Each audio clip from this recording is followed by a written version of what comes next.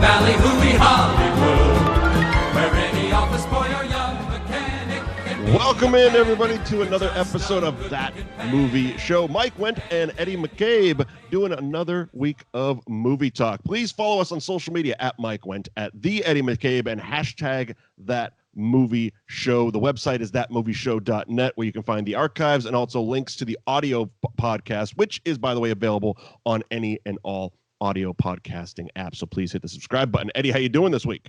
I am doing great. How are you? Oh, living the quarantine dream, man. Yeah, the quarantine dream team. Oh my gosh, I have watched nothing but TV and movies, so it's kind of living the dream until it's like, oh, I'd like to go somewhere and do something. I'd like to go outside. But you know, it will kill you. Outside will kill you. Yeah, apparently. And if you don't believe it, just ask Facebook. Yeah, I saw a funny thing, and again, I saw this on the internet, so take it with a grain of salt. But I saw that I saw a post on Facebook that was coronavirus found in semen, and so somebody asked the question: is corona sexually transmitted disease now? It's a great question. It's probably important. What was the answer? What did Facebook tell you? Oh, I just saw the headline and I'm like, you know what? Not today, Satan. Not today. It's a big today. market tease. To be continued. The story of the sexually transmitted coronavirus. Yeah, it's like, look, there's murder hornets now.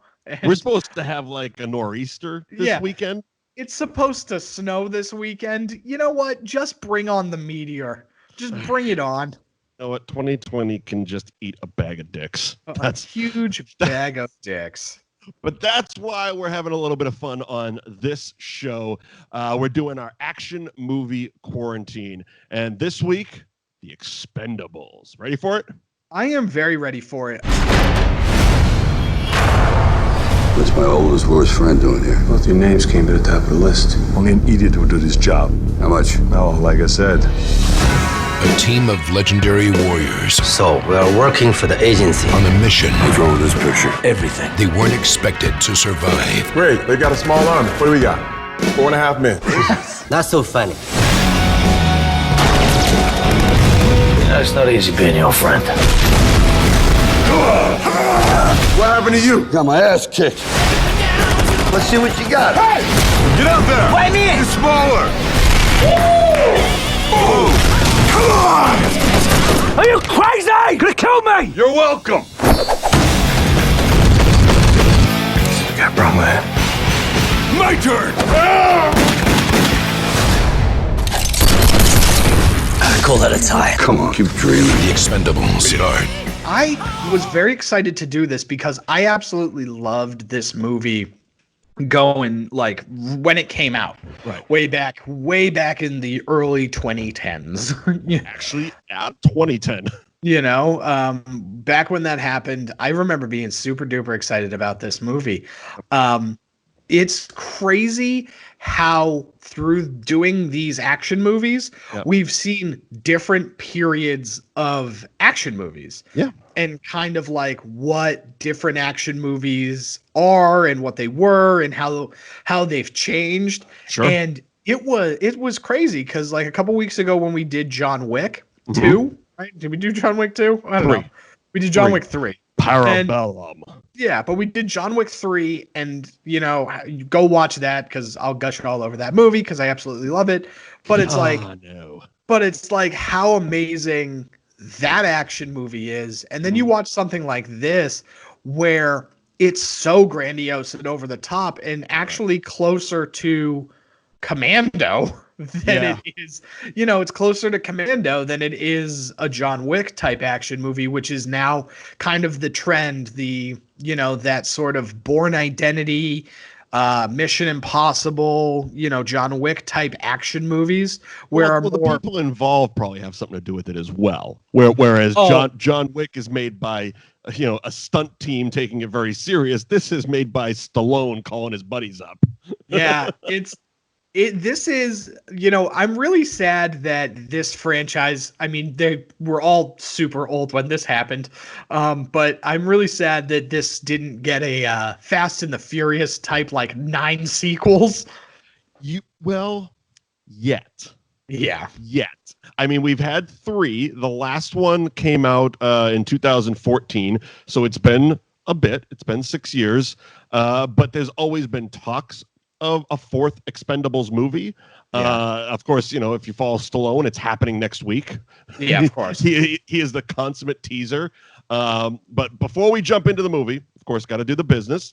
The Expendables was released August 13th, 2010. It had a budget of $80 million. It brought back $274.5 million at the box office. It was written by David Callaham and Sylvester Stallone, directed by Sylvester Stallone.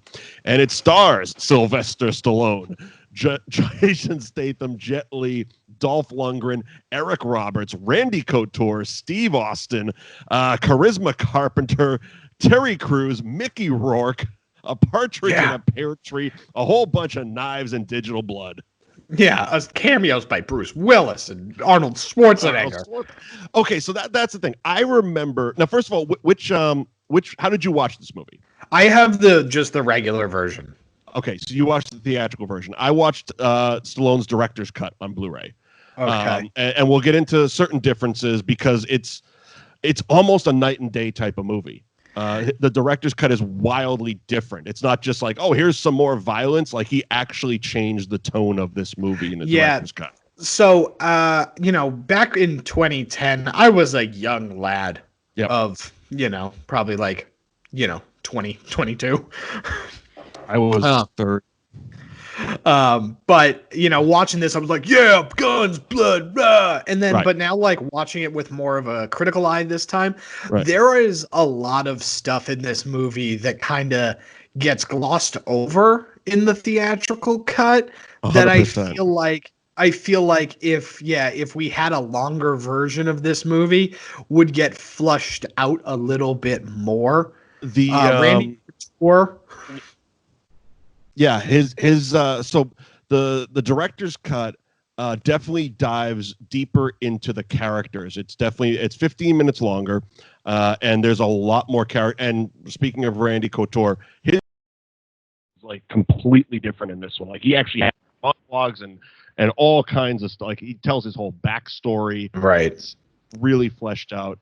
Also, one of the cooler things about it was Stallone went back and rescored the movie. Oh, cool. The music's different in it. And it's again, I like the director's cut better. I've watched both of them, and I've watched both of them since seeing it in the theater. And I do like the director's cut because it's a little different. It's not just your balls out in your face action movie, which played very well in the theater. I remember seeing this in the theater in 2010, and still, I mean, the third act, the climax of the movie, is very much the same. That's very, very much the same. And I remember as soon as it kicks off in that last action sequence and that song kicks in and they're just running around blowing all kinds of shit up. Like, I remember being in the theater and I remember how amped that got me. And I'm like, this is fucking action. This is what we came here for. But one of the things that I think people forget, because we've gotten so used to him over the last, dozen years or so, is it was kind of exciting that Schwarzenegger was in this, because he was a governor at the time. Yeah, he had to like sneak away to do this. That was the one thing, and this is more about I didn't see the third one, but I did see the second one. Third one was actually really good. I ride with the third one. It is a very underrated action movie. Yeah. The only thing that I really wish that they kind of went into the direction was, Sylvester Stallone's team was like the old veterans. They were the old guard. And, they talk about how like Schwarzenegger's team, Trench Mauser. The names are fantastic. Yeah, they're amazing.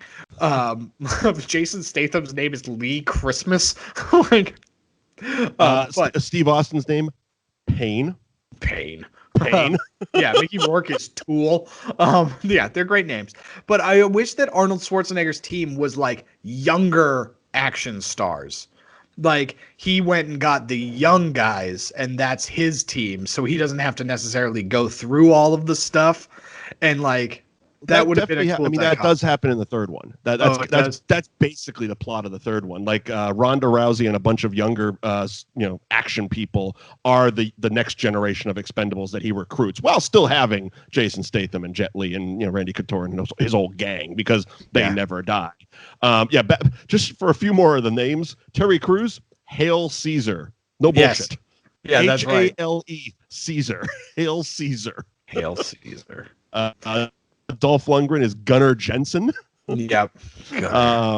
Gunnar Jensen. But yeah, Couture is Toll Road. Toll Road.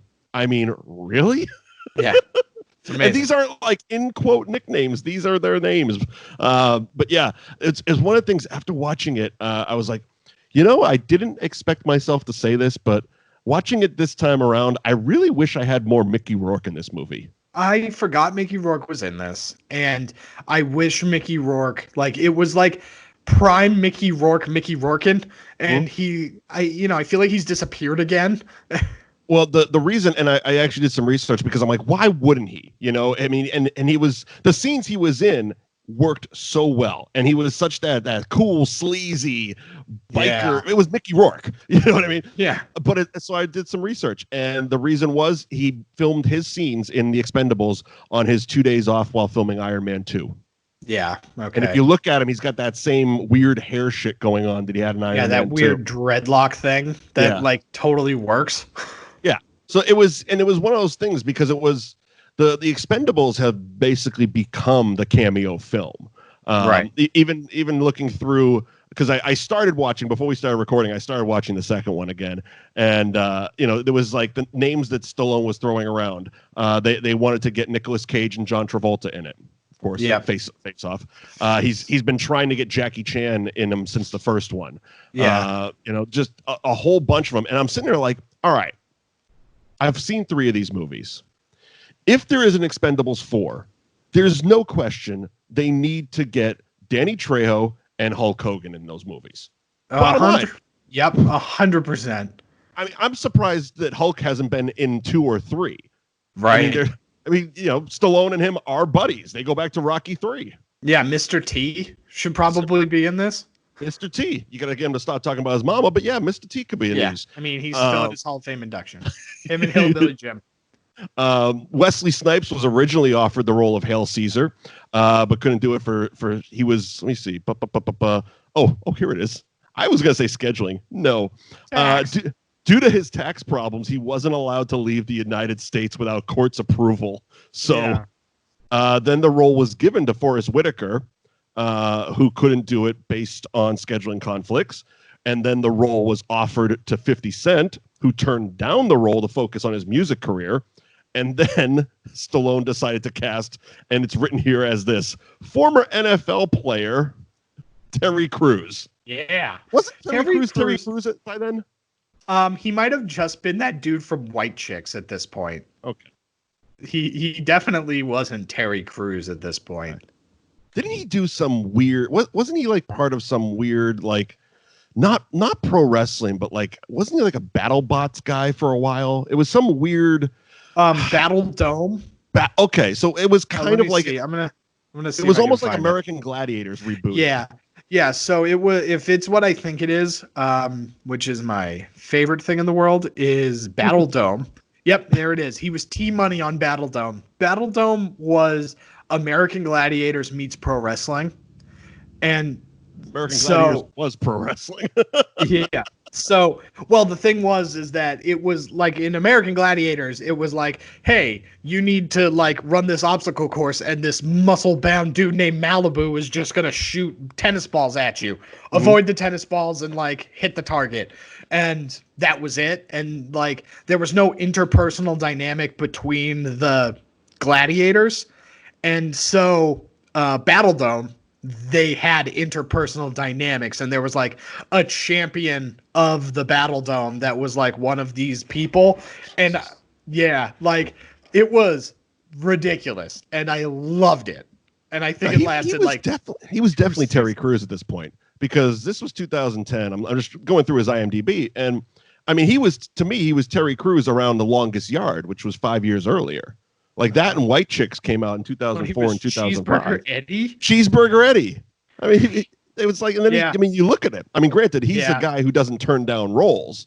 Yeah. So he was in, because Malibu's Most Wanted was probably the first thing that I can First thing you knew him from? Yeah. I mean, he's one of those actors though, because it's weird. Because we now know him as Terry Crews, you'll go back and watch some of his stuff and be like, oh, of course it's Terry Crews. But like he was in the Starsky and Hutch movie, the movie Badass, which is based on Sweet Sweetback's Badass song. I remember him in that. But again, I didn't see that till after I already knew he was Terry Crews. Right. So it's like you see White him in Chicks movies. Was in 2004. You know, he was an extra in fucking Training Day, literally uncredited gang member. Yeah. But now it's like you watch that movie and you can't not see him. Yeah, right. He doesn't speak, but you see him there. But it's like, oh, that's Terry Crews. Of course he's in this movie. Yeah, right. And then, of course, Norbit. I don't know why we're just going through Terry Crews' bio, but... yeah, because it's Terry Crews. Oh, look, and... You know what's a better IMDb to go through? Let's check out Randy Couture's bio. Randy Couture. UFC 158. UFC 159. Big Stand starring Rob Schneider. Oh, God. Rob Schneider goes to jail. Produced by Adam Sandler. Yeah. Rob Schneider is a stapler. Thank you for getting that. But yeah. Okay, so The Expendables. Let's jump into it. How about that? Because yes. Again, you watched theatrical, I watched the director's cut, and right from Jump Street, they're completely different movies. I'm guessing yours started with the credits, if I'm not mistaken. Yeah, it starts with the credits and them on motorcycles going into the garage. Okay, so that came later in mine. Mine actually started with the Somalian pirate scene as a pre-credit scene. Okay. And then the credits rolled over their airplane leaving the Somali pirates with a very somber song and long panning shots over their faces and dramatic stares broing out. And that's where the credits came in mine. And then they, of course, ended by pulling into the garage. Yeah. The thing with that, I don't know if that necessarily would work just because of all of the stuff with Gunner. Because it sets up. He was captured, basically. In the credit sequence, he's like tied up. Yeah. Yeah. So the whole Somali Pirates thing in mine was pre-credits. Yeah, weird. But let's just jump into it. I mean, because you tell me where we're going. How about that? Sure. I think more people have seen your version than mine. Probably. And so then. Basically, they do the Somali pirates. There was a tanker of some kind or a boat in Somalia that was taken captive by pirates. So these mercenaries were hired by this company to drop off the money and get the people back. When they do that, the Somali pirates basically say, "We want more money now." Yep. And they're like, "Well, that's all we got. We don't have any more money." And then Gunner, played by the always fabulous Dolph Lundgren, who funnily enough, I found out this was his first movie since, speaking of Keanu, Johnny Mnemonic. Oh, really? Well, his first theatrical movie. I'm guessing a lot of his stuff ended up in Blockbuster. Straight to DVD. Yeah. Yeah. Straight to DVD, he was a Blockbuster champion. Yeah. But yeah, his first theatrical movie since Johnny Mnemonic, which was 1995. Wow, that's a long stretch. But yeah, he basically just grenades a Somalian pirate, and a shootout ensues. Our hero team ends up, killing all the pirates. We get a little character moment where we find out that Sylvester Stallone's character and Jason Statham's character bicker like a married couple, and are constantly trying to one-up each other. Jason Statham's weapon of choice is knives. He's a throwing knives guy, whereas Sylvester Stallone's character uses a revolver. That seems to be his specialty weapon. He's an old quick draw guy. Yeah, he's an old cowboy. So, somehow he's got an old wheel gun that carries 47 bullets. Yeah, right. So they end up saving the day.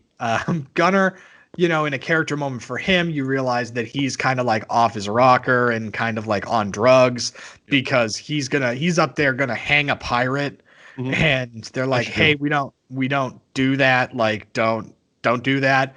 And so, you know, because testosterone and action movie, him and Jet Li get into a fight because Jet Li feels like he needs to kick him in the face for some reason. Well, you got the littlest guy and the biggest guy. Yeah. And so it's a simple rivalry. Yeah, you know. And so they're fighting, and basically they subdue Dolph Lundgren, and he ends up getting you know, taken away in handcuffs back to their hideout or whatever. Sure. Back to Mickey Rourke's tattoo parlor. Yeah, his tattoo garage whorehouse parlor. So or whatever. Look, we had 2 days to cram a big character into this movie. Let's do it. Yeah. Yeah. And it's funny because I understand. And again, we're going back to what we said about John Wick versus the Expendables. You can tell that this is made by a person like Stallone. Yeah. And I'm not saying that as a negative. It's just the way the characters are drawn out. Like, these are mercenaries. They're literally murderers for hire. Right. Yet they have morals. Yeah, and code. And the basis of this plot, okay, the whole reason that we're sitting here in the theater watching The Expendables is because Stallone falls in love after meeting a girl for 20 minutes. Oh, yeah. That's the big thing. That's the big story arc. Like, so they come back, they do a little back and forth, yada, yada thing. And that we get to basically Bruce Willis and Schwarzenegger in the church. Yeah. Because there's a lot of broing down in the middle there. Yeah. The only thing that is of note is that you try to get a little personality from Jason Statham's character, where he like goes to visit his, like, what he thinks is his girlfriend, and she's got another guy. But that only is important because it comes back around later. Yeah. And again, my version had a lot of shit in there. Like, I don't know if you had Stallone getting the whole back tattoo part with Mickey Rourke. Yeah. I think a lot of mine was just extended. I think that would be the better way to put it. They just padded it out. I would imagine that conversation, like, the scenes didn't change, but there was like 2 minutes here and 3 minutes there on these scenes where the conversation went a little bit longer. Because, I had the tattoo scene, Christmas rolls up, you know, basically he tells them, I got a meeting for you. That's where we get, you know, Bruce Willis, Arnold Schwarzenegger, and, you know. And Willis basically, he tasks the Expendables with killing, General Garza, who's played by David Zayas, who was the only thing I really know him from. I've seen him in a bunch. He's one of that guys. But his big thing was he was one of the detectives in Dexter. Yeah, he was like Dexter's best friend. Right. So they've been tasked with killing him from whichever government agency Bruce Willis works for, Mr. Church, because we're in a church. Cool. Okay, great. So Stallone and Statham go on a recon mission to whatever country they were in. Valenia. Valenia. Because the girl, the way she says it annoys the hell out of me every single time. Yeah. I have to stay in Valenia. I guess Wikipedia is telling me it's an island in the Gulf of Mexico. Okay. Sure. Valenia. So they're going to go, they're tasked to go kill General Garza. So Stallone and Statham recon mission. She's basically their tour guide. In the matter of, I don't know, what could only take maybe an hour top. Stallone falls in love and they have a shootout and blow up a whole fucking pier in a great scene with the plane. Oh, with Statham literally on the nose of the plane outside blowing people away. Yes. Well, the thing is they show up and like immediately a van, like a truck with a bunch of soldiers in it, and Stone Cold Steve Austin. Yep. Like, just all of a sudden pull up and are just like super mean to a bunch of people for no reason. Well, also, I mean, Barney and Christmas here are the least conspicuous people you could ever find. Like, they literally roll in the death plane with the big black bird on the side of it, and they're walking around talking shit to everybody. Well, it's even funnier because their disguise is like supposed to be their bird watchers. Yeah, so it says it on their plane. I didn't catch. I've seen this movie a bunch of times, and this was the first time again because I was watching it analytically and probably not impaired. And it was so their whole cover when they fly the plane is that they're ornithologists, so they're like a wildlife conservation company, and that's how they're able to like get into places. And we it's take just pictures of birds. Yeah, it's like, first of all, I don't believe that. I don't believe that at all. Look at you two. There's no way you like birds or you like wildlife at all. But then they're just standing on the side of the road. And these assholes pull up, and this is the difference between, this 80s action movie. Yeah. These bad guys are bad for the sake of being bad. Oh, yeah. There's no nuance to any of these characters. Like, we get a little bit of nuance with Garza and the fact that he's, kind of conflicted with what's going on. Oh, he definitely is. But, not because a whole lot. Eric Roberts' character, him and Steve Austin show up and basically, I guess, buy the island because they're making cocaine there. Yeah, basically that's what I gather. It's like it feels like Garza is going along with it because what else is he going to do? Money. And he's clearly a corrupt dictator, but he also feels for his people. And now, because there's a lot of scenes of Eric Roberts walking in the military people and basically ordering them around, even though the general is standing over there. And it's like, okay, so he bought these people. Yeah, and Austin's just walking around shoulder bumping all these military guys with guns. And it's like, oh, and they're all afraid of him. I mean, I get it. He's the baddest son of a bitch on the planet, but they're like, that guy looks like Stone Cold Steve Austin. We shouldn't fuck with him. I love he also has only 2 lines in the whole friggin' movie, yet the dude's name and picture is on the poster. Yes, of course. Well, it's because he's Stone Cold Steve Austin. I understand that, but the funniest part about the poster, just to take a sidebar, is Mickey Rourke, Bruce Willis, and Steve Austin all have names and pictures on the poster. Yeah, and they're in it for a total of 10 minutes, and then most of those 8 minutes is Stone Cold and that fight scene with Randy Couture. Eric Roberts is nowhere to be seen on the poster. Yeah, right. And he's the real bad guy and an 80s icon. It's Eric Roberts. Yes. And I get it. They were trying to hide Schwarzenegger's cameo, obviously. Yeah, and Bruce Willis. Right. Well, no, he's on the poster. No, he's on the poster. That's right. He's on the poster. Yeah. He's on the poster. They're just driving around and they pull up. They pull up to the castle gates, and they're basically question why the girl wants them there, and immediately things go from 0 to pizza in 30 seconds because the guards pull up and they just want to start roughhousing everybody because again they're bad for bad's sake. They are bad guys. I did like the conversation that Stallone was having with the girl there before the bad guy showed up, because all the while, and I believe Sandra, it must be Sandra is her name. So Sandra's speaking very good English to Barney and Christmas this whole time. Yeah. But when Stallone turns and goes, "How do I know you're not setting us up?" She literally turns illiterate and just goes, "What does this mean, set you up?" And I'm like, come on, you can't do that. Yeah. Don't. Yeah. That's the part of movies. It's like, you can't be speaking fluent English this entire time, and just because it's convenient to move this story a little further, is she a bad guy? Is she a good guy? Who is she? She turns out to be Garza's daughter. So there's her conflict. Well, it's also really funny because it's you're not a part of a government agency. The reason why somebody would set you up in the way that Stallone is insinuating is if we invited the Navy SEALs to do reconnaissance and then the bad guys came in to kill the Navy SEALs so that they could go, oh, look, they're trying to kill us. We have to go to war with America. Right. That's the only type of logic that goes with that. For mercenaries, they're extremely flamboyant.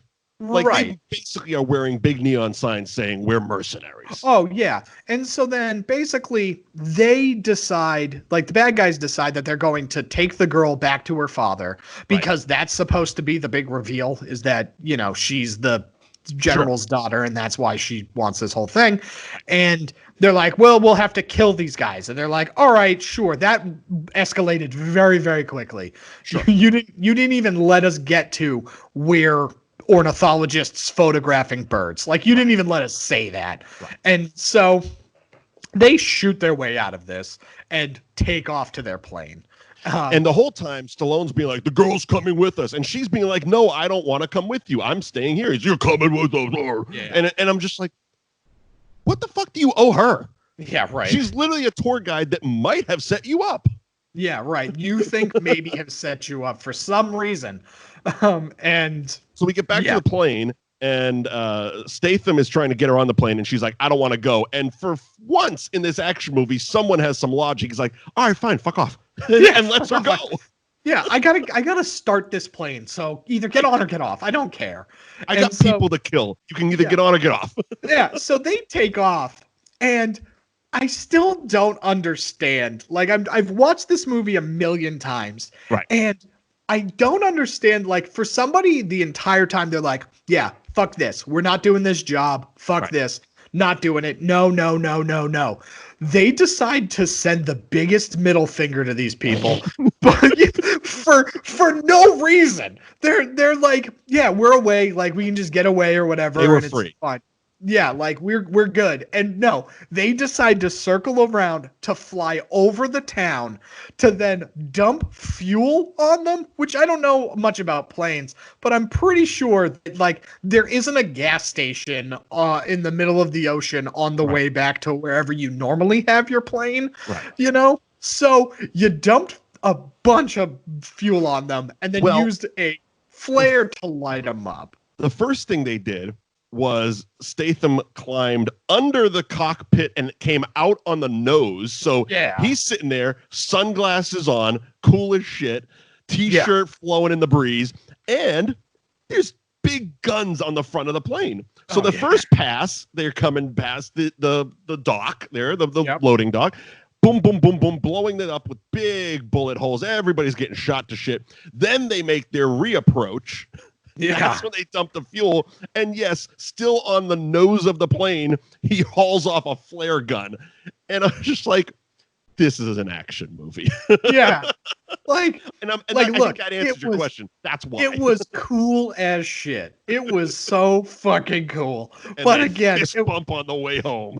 Yeah, but it's just like 2 minutes ago, you were like, fuck this. I don't ever want to come back to this place ever again. Right. And then you were like, you know what? Before we leave, we should murder everybody. Like, you know what this town needs? A new dock. Yeah. You know what? I saw that Transformers movie. Let's make something Michael Bay would blush at. Like that. So we get back. The team assembles for beers, as you do. Yeah. And Bro's doing bro things. Bro's doing bro things. And they're like, yeah, we're not doing that. We're not doing this job. Fuck Mr. Church. And of course, Barney is having a conflict because, as I said, in the hour they were in that country before creating mass amounts of death, he fell in love. Yeah. Yeah, right. So we have to go back and we have to bring the team to rescue the girl. Right. And it's like, it sucks because Tool, played by Mickey Rourke, his story is great. Like, the entire character of Tool in this movie is awesome. Like I said, I would love more Mickey Rourke in this movie. Yeah. But the whole character arc is beautiful because he's like, yeah, man, I went through it with you and we shot a bunch of stuff. I got shot a bunch of times. Like, I decided that I didn't want to die in the mud and the blood. I want to die with a woman next to me. Like, that's what I want to do. And his whole thing is very much just like, yeah, I'm kind of over this. Like, I'm over this life and I found my peace and you need to find your peace. And basically he tells Barney this story of how, like, he was getting hammered after they, murdered a dictator or something. and he was walking down this bridge, and he like saw this woman that was ready to jump, and he just kept going, and she jumped and she died. Right. And he's just like, yeah, man, like I feel like part of my soul's dead. And so like the juxtaposition of Barney using Valenia and like using Sandra as like a way to kind of save his soul would have been a better approach. Like, well, like, and again, I'm trying to stick with the version most people have seen. In the director's cut, there is a lot of that. Like Barney's character is a lot colder and a lot like more heartless and stuff like that. And he does have, you know, kind of that moment of clarity. But again, they go and murder a country over a girl. Yeah, because that's exactly what happens. Because he's like, nah, fuck this. But he's like, but there's this chick. And he's just like, but there's this girl. And then, you know, Gunner shows back up. Therapy isn't going to work for these guys. The only way to save your soul is by murdering a shitload of people. Yeah, for basically overthrowing a country and installing a new government or something. Well, that's the funny part, because they don't even know about Eric Roberts and Steve Austin yet.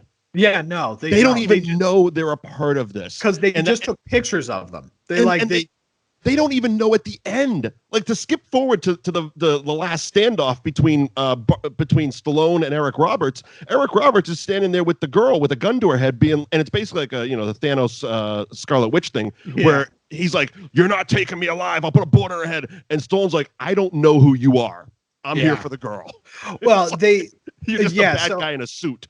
In the theatrical version, they do know who he is. Okay. So in the theatrical version, they talk about, and it would be better if they left that part out.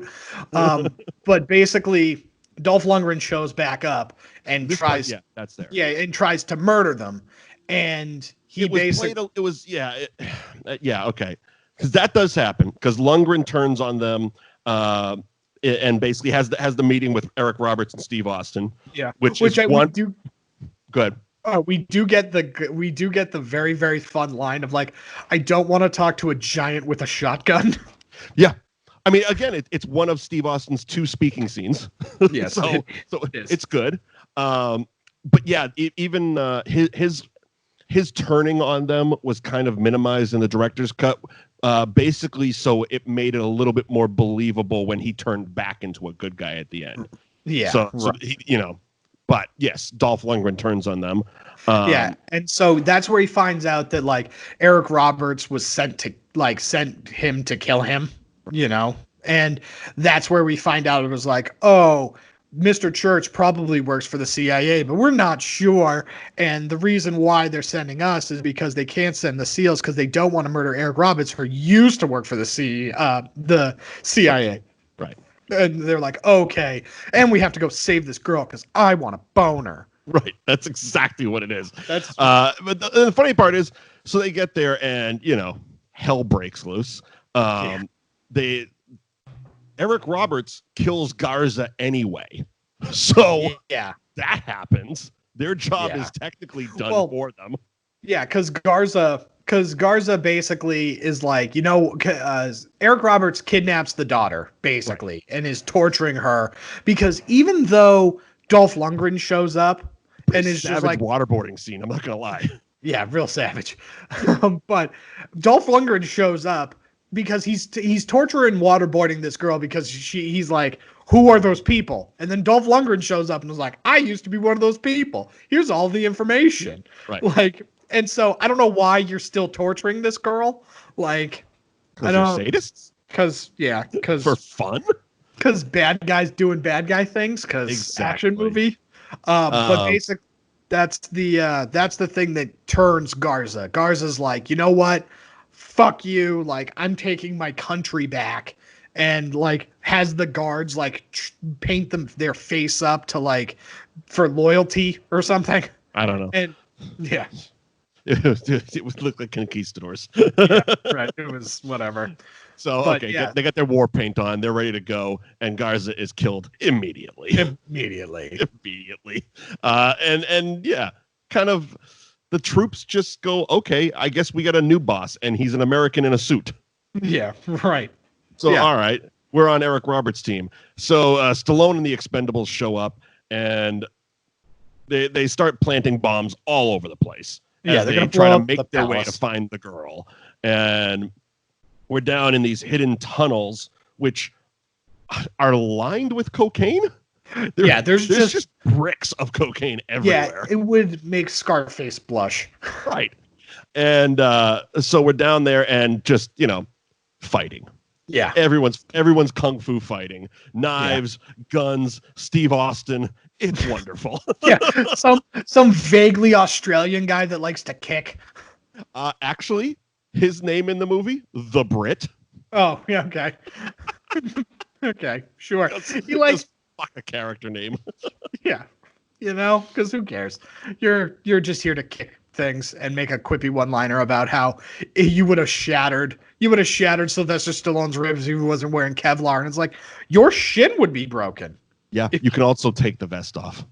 Yeah, right.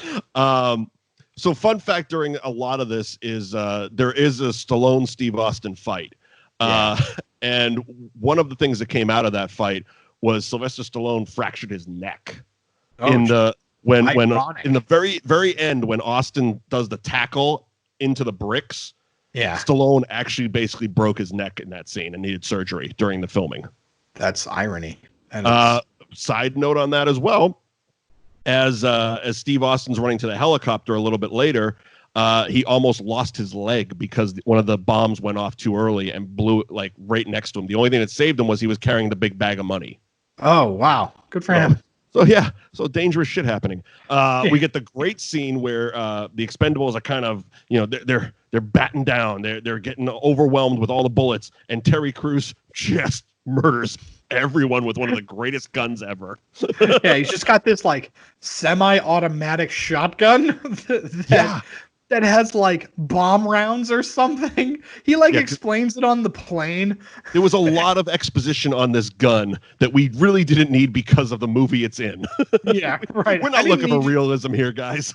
Yeah, but he's just walking down a hallway liquefying guys. Like people are just straight up turning to red paste. And when it's all said and done, Stallone looks at it and goes, "That thing's loud." Yeah, right.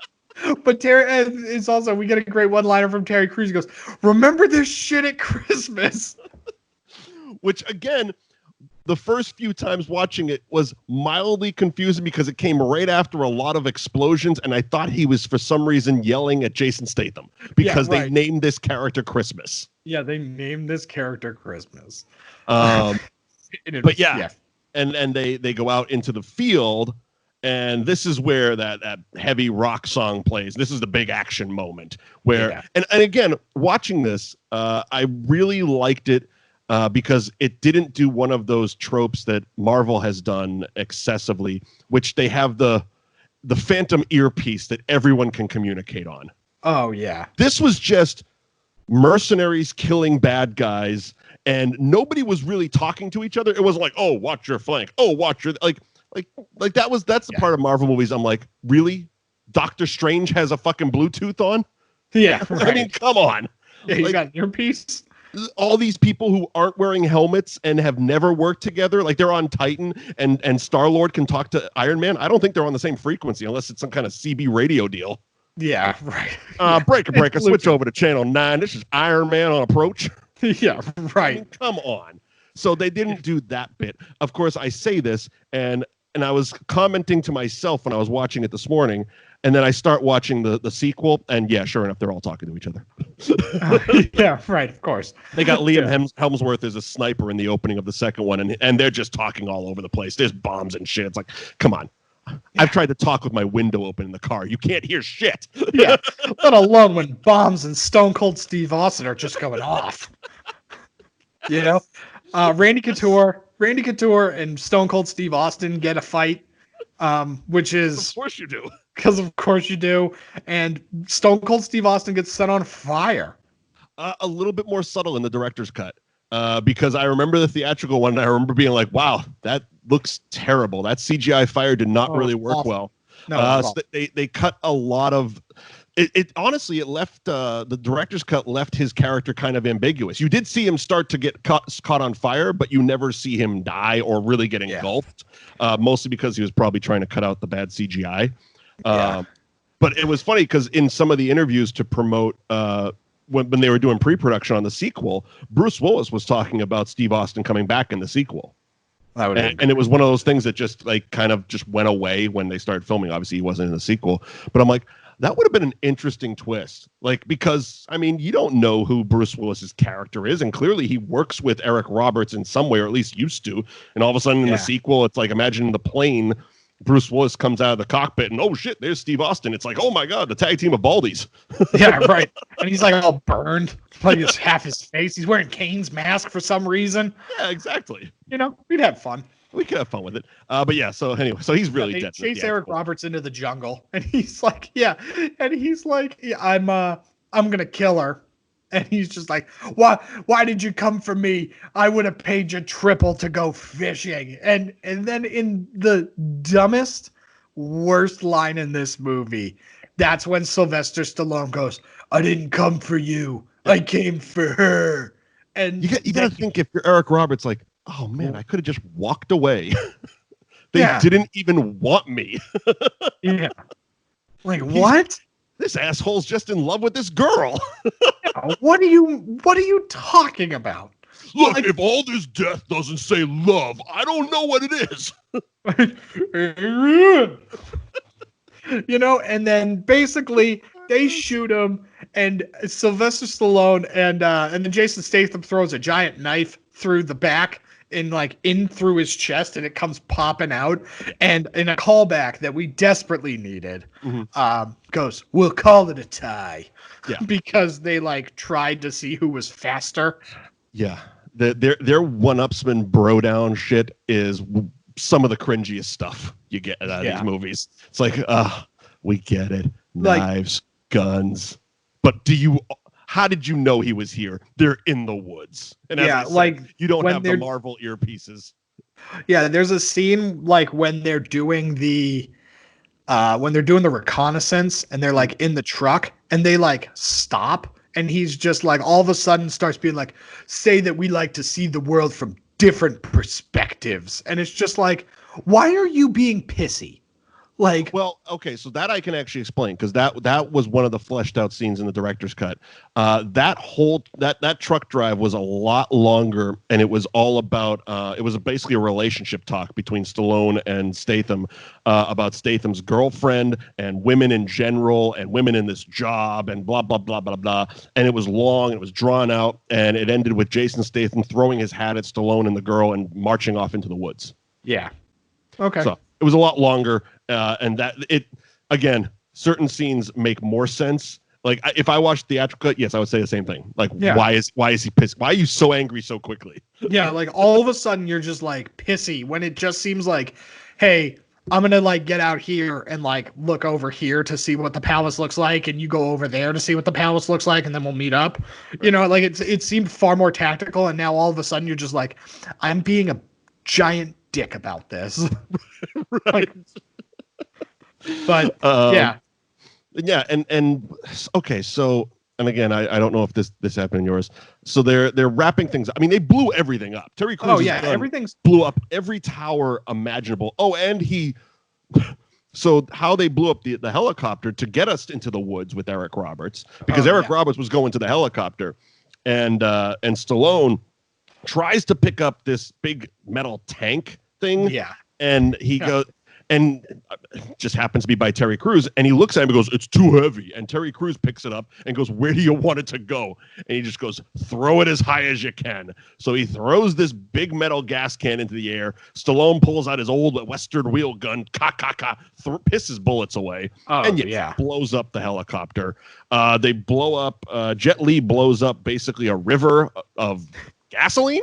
Yeah, they just had a gas river, which caused the fire that burns Steve Austin. Yeah. I mean, there was a shitload of cool effects and explodey shit.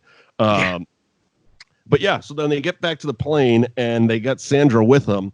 And in mine, Stallone basically gave her a bank account number to repopulate the country with money that he had. I'm guessing it's the money the church was paying them. Yeah, It was his cut of the money or something like that. I don't something like that. Yeah, he gave her some sort of money so that she could like rebuild the country. So all this, and you didn't even get the girl. No, he didn't get the girl. They just leave. Like, there was that moment though where she's like, promise me you're gonna come back, and he's like, I'll always be around, and it's like, what? That's not a yes. That's not a yes, and more importantly, looking at you, Sandra, why do you want this guy back? The only 2 times you've seen him, he's murdered everybody in sight. Yeah, like, this is not husband material.